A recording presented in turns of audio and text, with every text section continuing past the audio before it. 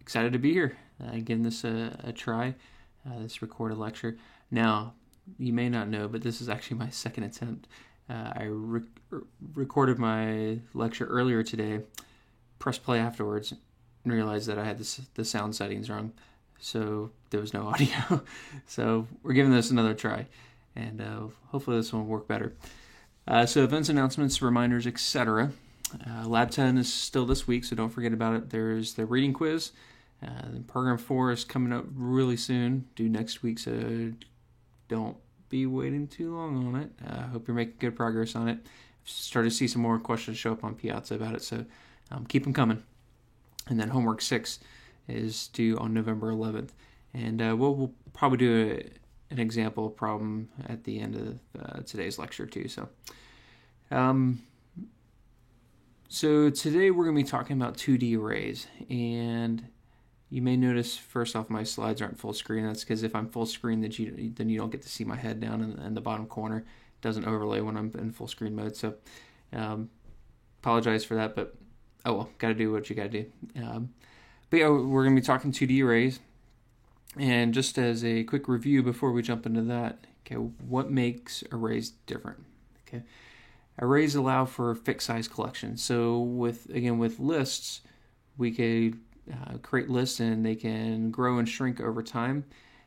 While arrays, once you create them, they're fixed at that size. And so the example that we talked about on Monday was creating an integer array with 24 slots so that we can increment how many times we see a particular message show up, and we can record that per hour. So there's 24 hours in the day. If I've got 24 numbers, then I can increment each one of those numbers based on when something happens. The other advantage that we talked about is that arrays support the ability to store primitives. So we can't put ints in a list, for example, but we can do that with arrays. One of the big differences, though, is that arrays have their own syntax for creation, for retrieving items, for setting items, etc. So things look a little different when compared to lists. With lists, you use add and remove methods. For arrays, those don't exist, and so we have to remember the differences, and that's okay.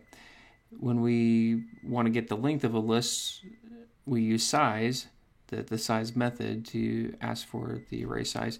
But when we're asking for the size on an array, we use the dot length. And I think I might have just said the wrong thing there. That size is for list, but anyways, you know what I mean. But arrays, I use the dot length, and that's a property. I'm not calling a length method. I'm just simply using dot length.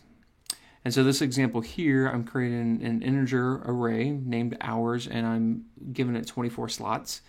And the for loop is going to iterate through that hours array and populate each of the individual hour slots again. And the value is going to be what index they are. So the hour 0 has the value 0, hour 1 has the value of 1, all the way up to the last slot, which is index 23, would have a value of 23. Now, so again, one of the things that we talked about was, when I create this array index, new 24, imagine I just put 24 buckets across like the front of the room or in front of me or wherever. And in this case, I'm going through each of those buckets and I'm putting a different value in. Okay, now, the reason I mention that is because 2D arrays make that a little more complicated. Okay, so two-dimensional arrays are a pretty awesome feature in which instead of having a single collection of items, each collection has a collection, and it's like, wait, why might we do that? And we'll see some examples of that here in a minute. So it is actually very common to see two-dimensional arrays. You will occasionally see three-dimensional arrays, so there's collections that contain collections that contain the actual integers or strings or whatever. And that's still fairly common. But if you see anything beyond three-dimensional, you really want to question the sanity of the person that wrote that code. I've never really seen a good valid use case for that. So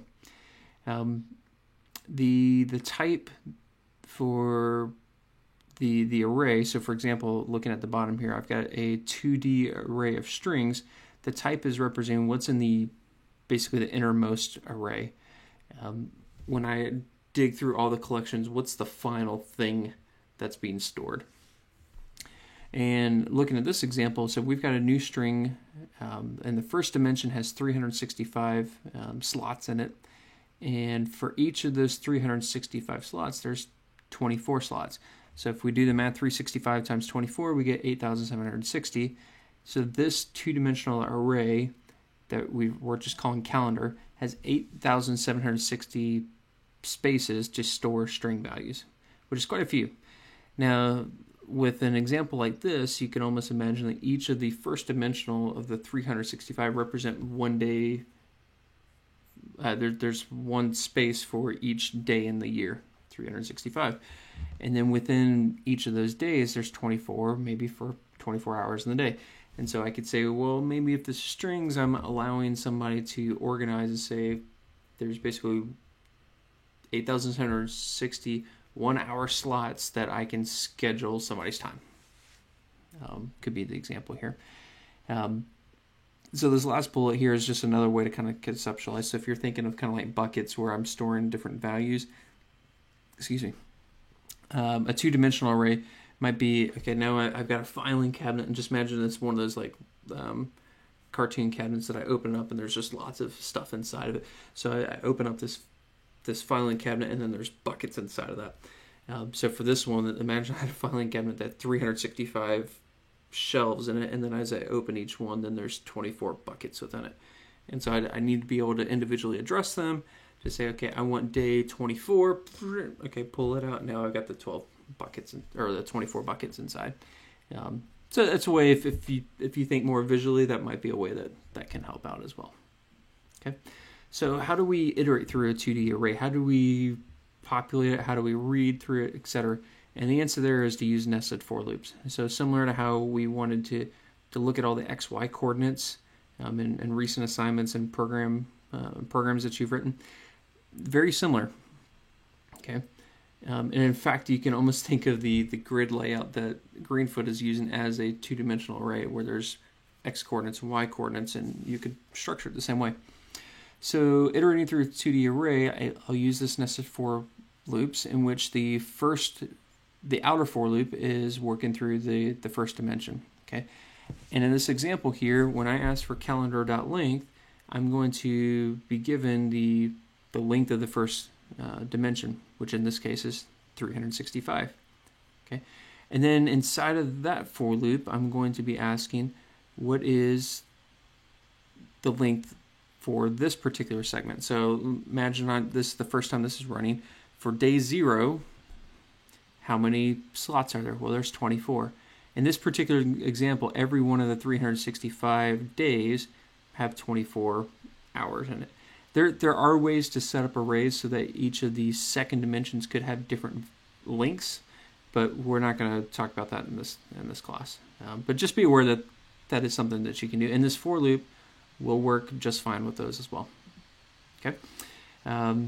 So this outer loop will run 365 times, and for each one of those, this inner loop will run 24 times, and so whatever the do something here will run the total 8,760 times. Okay. So populating a 2D array, this particular example is using that same for loop that we just saw on the previous slide.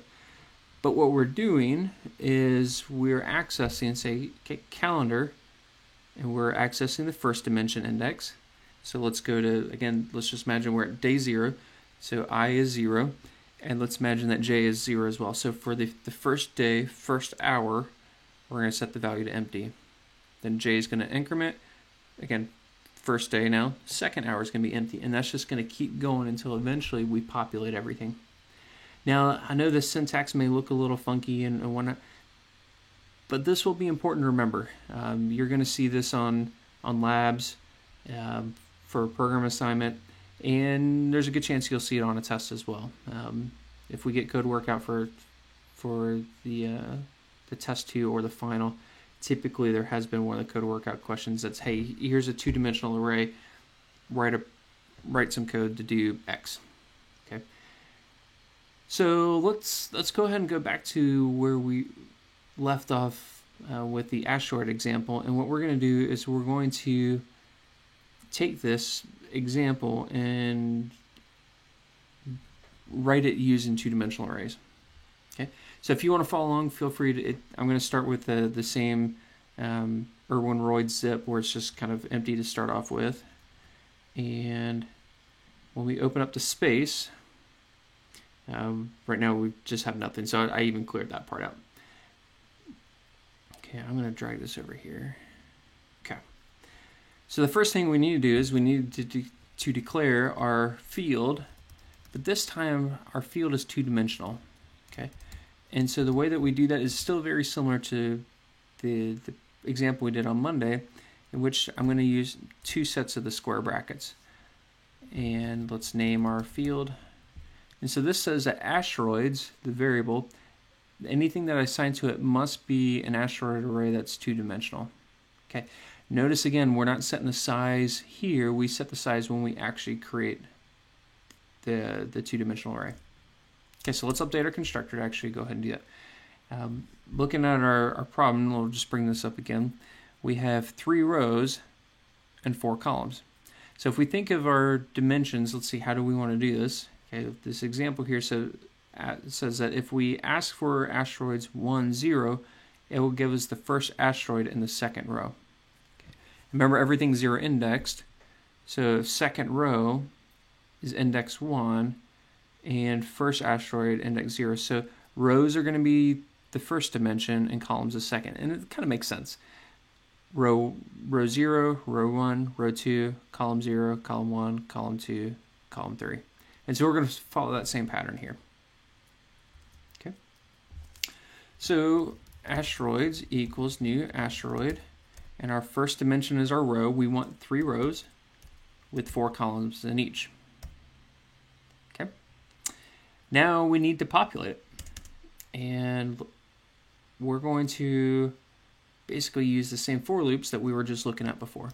So for int I equals 0, I is less than asteroids.length, I++.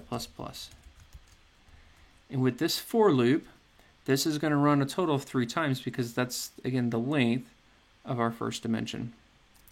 So for int j equals 0, j is less than asteroids. Now we want to get the length of the second dimension, and so I'll use asteroids I.length, j++. Okay, and so now we're in our body, and what I'm gonna do is let's first just create the asteroid, new asteroid, and I need to give it the orbital speed, so we'll just pick 10, which is what we used on Monday, and let's go ahead and add the asteroid to the world. And remember, row is I, column is j, okay, but it's a little bit backwards because x is the column value, so I'm going to do 80 plus j times 60, so there's 60 pixels of spacing between each, and then the same thing for our y value here. Okay, and now we need to assign that to our, store the reference in our asteroids array. So asteroids I, j equals asteroid.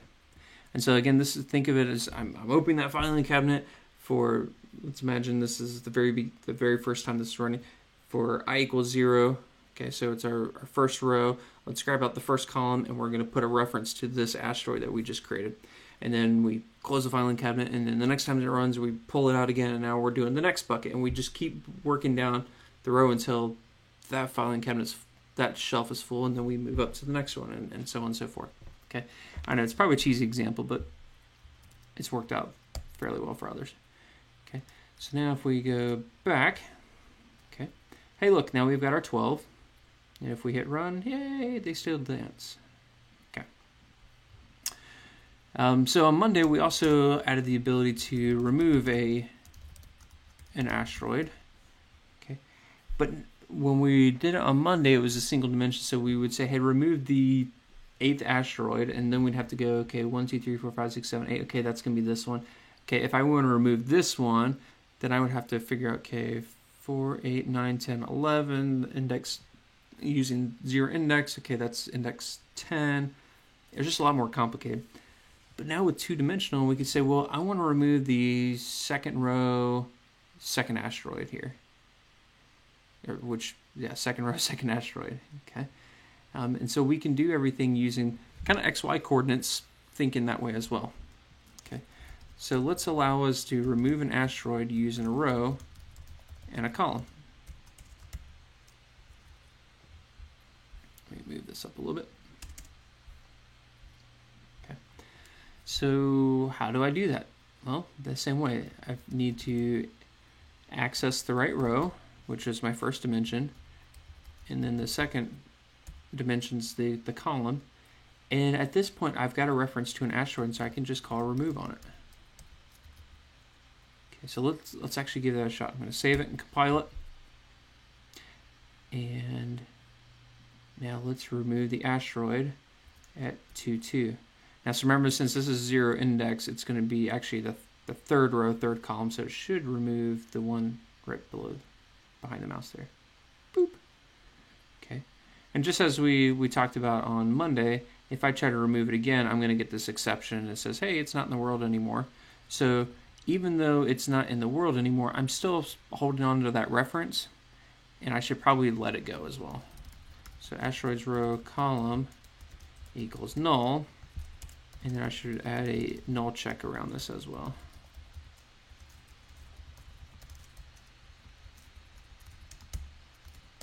Okay. And so I null out the reference. So once I've removed it from the world, I'm going to go ahead and remove my reference to it because I don't really need to keep it anymore. So now if I remove 1, 1, okay, that one's gone. And if I try to remove 1, 1, okay, it's at least not blowing up on me anymore. It will continue to work. And so this provides a pretty good example of using two-dimensional arrays. In this case, we're kind of mapping on a coordinate system, but you can use this for a calendaring type thing. Okay, I've got 365 days and 24 hours. And maybe if you want a third dimension on that, you can then say there's minutes within the hours, or maybe half-hour segments, or however you want. That's where a lot of the third dimension kind of makes sense as well. And so yeah, with arrays you can do more complicated stuff like this. But again, the difference is being that there's the different syntax. Okay, instead of having it as a list of asteroids, asteroid list. Okay, now we're using square brackets. Okay, and we do the same thing when we actually create the array. Okay, so it does look a little different. The way that we get links are different. The way that we access elements and remove elements, etc., looks a little different, but you know, it definitely has its perks to it. Okay, all right. Let's go and do a homework problem and talk about arrays. So I've got full 100 points, even though I've got nothing here because, well, I already did this lecture once and just didn't record it right. So I've reset it, and we'll walk through it together. There we go.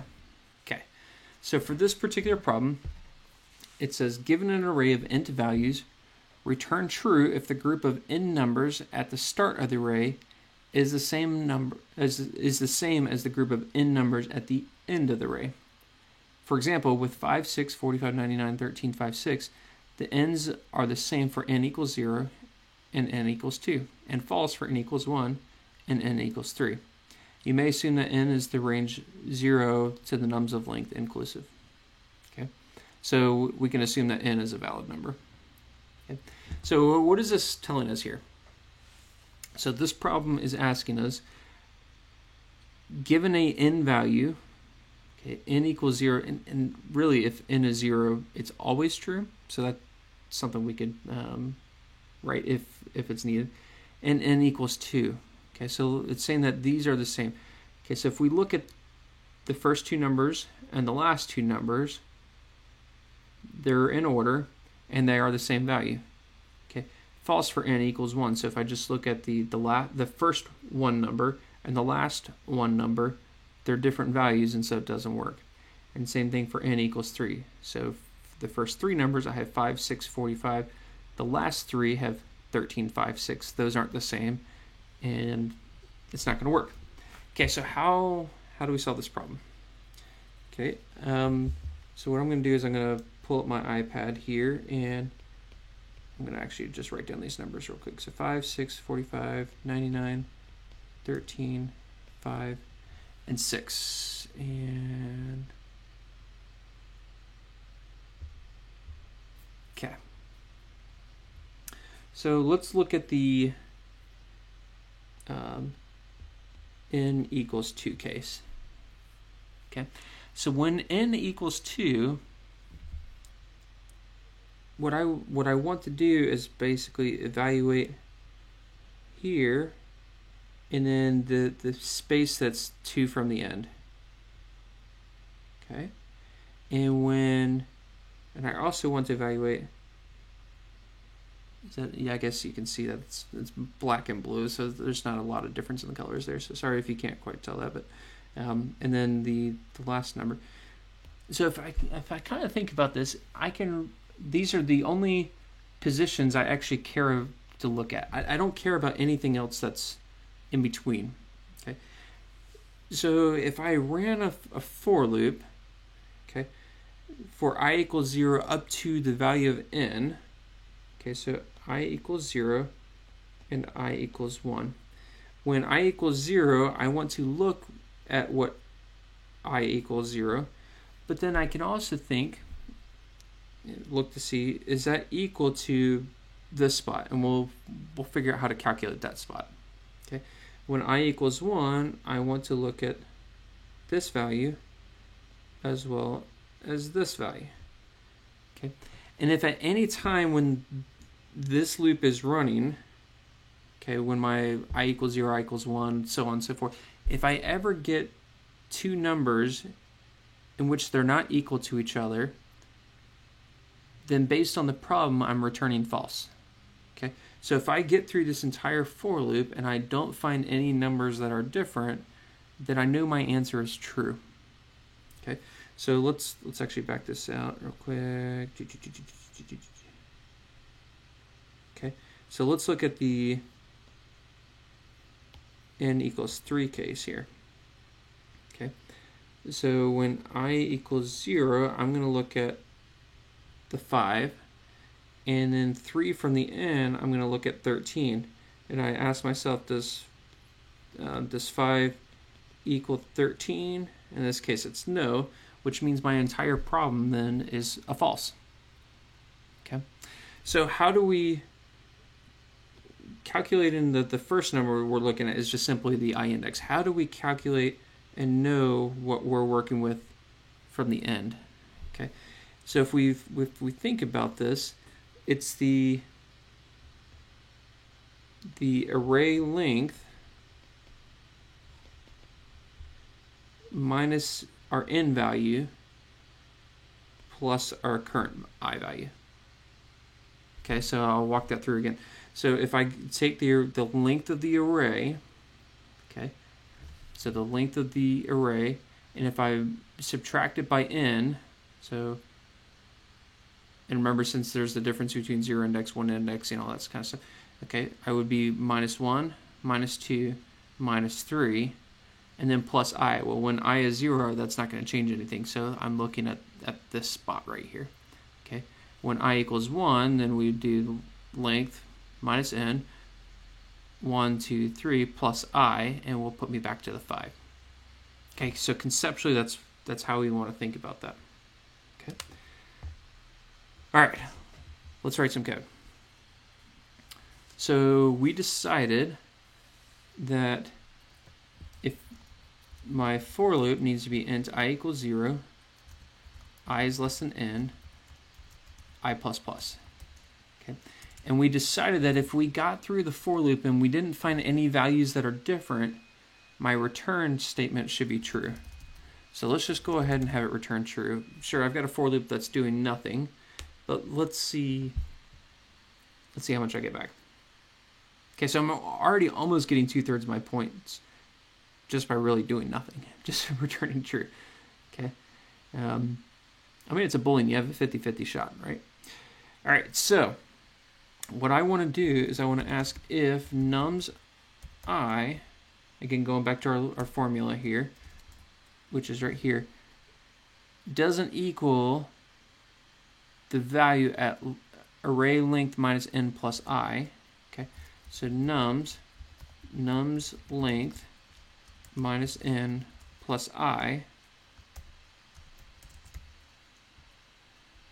If those are different values, I want to return false. Okay, so one of the things that to make note of here is I don't have to just have a 1 or a 2 or an I or an n. I can actually calculate something here. Okay, if this makes more sense to you to calculate this and store this as another value, another variable like index or something, by all means do so. But at the end of the day, all that matters between these brackets is some value, some expression that resolves to a number. In this case, I'm calculating a number and putting that in here as my value. Okay, so if nums I doesn't equal nums length minus n plus I, return false. So let's see what we get. Survey says, shucks. Okay, so let's see. Array index out of bounds exception. Okay. So let's see. Oh, it's because I have +1, not plus I. Silly me. Okay. Typo. See, I make them all the time too. I make mistakes. Nobody's a perfect programmer. Okay. And so now we get the right results here. Okay. And so hopefully this helps solidify a couple things here. You know, maybe I'll do one more problem. Okay. And you'll see up at the top here. Yes. What, Siri? I don't know why Siri just wanted to talk to me. All right. Some of these problems, okay, like this first one, given an array containing 3 ints, return the sum of all the elements. Okay, you can write that as a for loop and calculate the sum, or since it tells you it's an array with 3 ints, okay, grab the value out of slot 0, slot 1, slot 2, add them together, return it. So you can make that as simple or as complicated as you want. Either way. All right. I like looking at the ones towards the end because those tend to be a little bit harder. Maybe let's do sum 13, kind of in the middle. Okay. You can ignore this. This will be published by the time you guys are looking at it. Okay, so write a function in Java that takes an array and returns the sum of all the numbers in the array, or 0 if the array is empty. Except the number 13 is very unlucky, so it does not count any 13 or any number that immediately follows a 13. All right. So to get some examples, return 0 because it needs a int. Let's see what we get.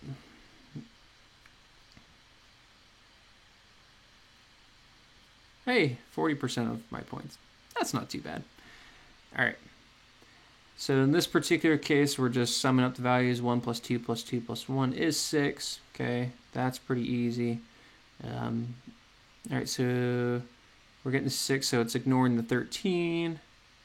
Okay, so in this particular case, 1, 2, so we've got 3 and 4, so it's got a 13, and a number that immediately preceded it was 13.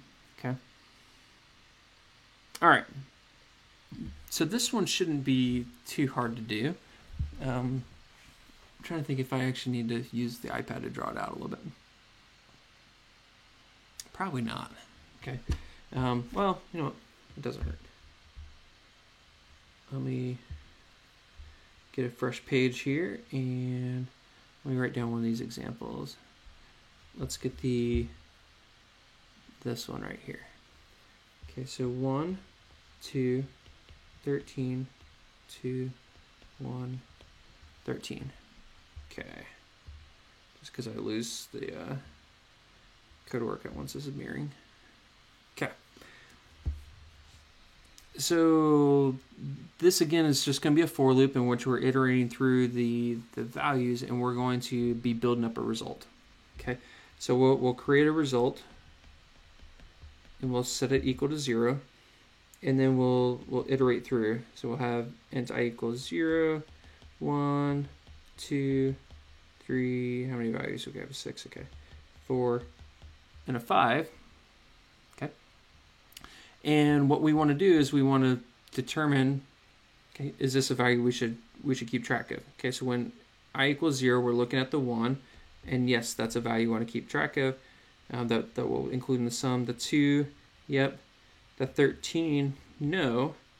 The 2, we have to look back to see, okay, we had a 13 beforehand, and so this would not be a value we include in our sum. The 1, yep. 13, no. And so if we then go back, okay, our result would be 1, 3, and 4, and that's how we would get our answer here. Okay, so conceptually, what do we want to do? We want to, in our for loop, check to see, is this a 13? Okay, if it's a 13, I'm just going to skip it. If it's not a 13, I want to check the space beforehand to see, was it a 13? Okay, and we need to be careful when we check spaces beforehand, because if we're in the very first element, like for example I equals 0, there is no space beforehand, so we'll have to remember that as we're writing this. Okay, so that's how we'll approach this problem. So int result equals 0, and let's go ahead and update our return to return result. So for int I equals 0, I is less than nums.length, I plus plus. Okay. Now, so what we just saw was if nums I equals 13, we want to skip it. Okay. Now, since this isn't WebCat, and you can just have an empty body here, skipping. Okay. There is another way that you can write this, and I'll show it afterwards. But okay, else if nums, I'm going to do this the breaking way first. Nums I minus 1 equals 13. Then we don't want to do anything with it. Else result equals result plus nums I. Scroll that up a little bit. Okay, so in both of these situations, they're the values that are very unlucky. Okay, and so we're not going to include them. Now, if I check my answer here, I'll probably get most of the points. In fact, I lost points. Okay, and that's because of this, the array index out of bounds exception. I'm getting that right here. Boom. Okay. So any spot in which the first number wasn't a 13, it's going to then calculate and say, well, let me do an I minus 1. Well, when I equals 0, that's going to ask for nums negative 1, which isn't a valid value. So I want to add in here a check real quick. So I equals 0, does not equal 0. Okay. So if I doesn't equal 0 and the previous number was a 13, then I'm going to skip the value. Otherwise, if I was 0, okay, then this will be false. It's an and. It would fall through to the else. Now, if I run this, I should probably get full credit for it. Hooray! Okay. So there's a couple things we can do here to clean this up. I could combine these two into a single expression, because at the end of the day they're going to be working together. So I could do an or here. So if nums I is 13 or this, then I'm going to skip, and I'm not going to do anything else. I'm going to do the result update. And yeah, that's probably there's something else you can do here. You're not going to be tested on this, but I can just go and show it. In this particular case, if I didn't want to leave this as an empty body and just a comment, I could put continue in here. And what that basically means is, hey, I'm done for this iteration of the for loop. Go ahead and start the next iteration. It'll still do the I++, but we'll basically say, I'm done with this one. Go ahead and start the next iteration. And so you can almost think of it as it's almost like a return, but I'm not breaking out of the loop. I'm just done with this single iteration of the loop. Again, you're not going to see that on a test or anything, but something to know. And if I check my answer, I'll get the same results there. Okay, so again, arrays, they look a little different. We interact with them a little bit differently, but they're quite powerful, and they definitely have their value, their use, and we'll get some practice with it over time. Okay, so again, just reminders, don't forget about Program 4. I will be posting and sharing with you my office hours for Friday and Saturday, so please come hang out and bring questions and anything that you might have. And let me know, how was this experience? Was it okay watching this session? Were audio levels right? Was it good? Was it bad? Do you prefer it? Do you not? Whatever. And I love to get your feedback. And so with that, I'll sign off. I'll let you go. And hope you have a great rest of your day. And I will talk to you later. Thanks. Bye.